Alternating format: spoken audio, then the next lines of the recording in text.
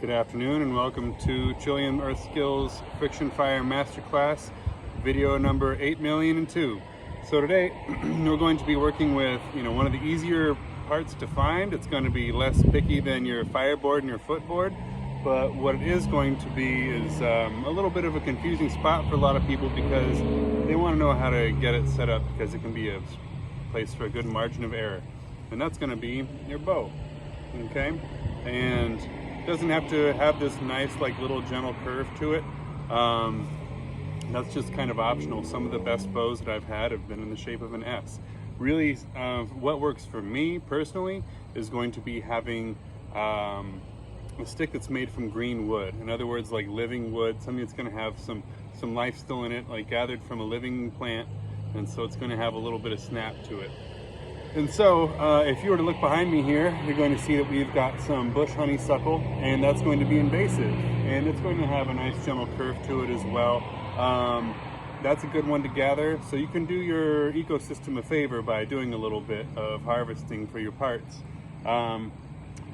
This one is autumn olive, also has a nice gentle curve to it, much like honeysuckle. I like to get them when they've got already a nice little hitch on one end, and then I'm going to kind of dovetail in a little bit and then just carve straight down. Now, one thing you might have noticed with this bow is that I've taken away from what's called the belly, or the inside of the curve, right? And so what that will do is a couple things. It's going to allow for inward flexibility, but an outward snap, okay? And another bonus of that feature is that it's going to also retain a lot of that, those two features that I've just described. Once the stick starts to become brown and lose its, gain rigidity and lose its flexibility, it's going to have a much shorter lifespan. So I've been able to keep those features on a bow. They're less brittle and they'll last for maybe a year or two longer. So how I like to subtract out from the belly of the bow is to literally just take a blade, knife safety of course, and go perpendicular to the grain, on a downward motion here, or sometimes upward. But in other words, I'm perpendicular to the grain. As you can see, I'm starting to subtract out with a little bit of that, okay? And so that's probably the knife technique that I like to use a lot, and I'll start to take off more as I get closer to the thick end of the bow. Let's see. So from here, the big question a lot of people have is what knot to use. And by knot, I mean with a K, what knot to tie on. And I have one that I particularly like to use. It is going to be one that's called Jack's knot, and Jack's knot is a fisherman's knot. And a real bonus to it is that it's self-tightening, and the rope will break before the knot gives, okay? So I'm going to try and demonstrate and turn around a little bit so you can see what I see, so as you're tying this, you can kind of have that as a reference point. So here's my left, here's my right.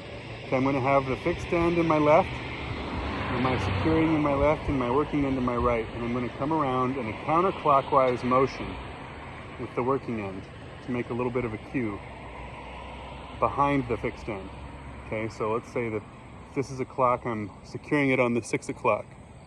Okay, now I'm going to take the knot and I'm going to gently roll it down, and I'm going to have what's called a bite on the right and a loop on the left.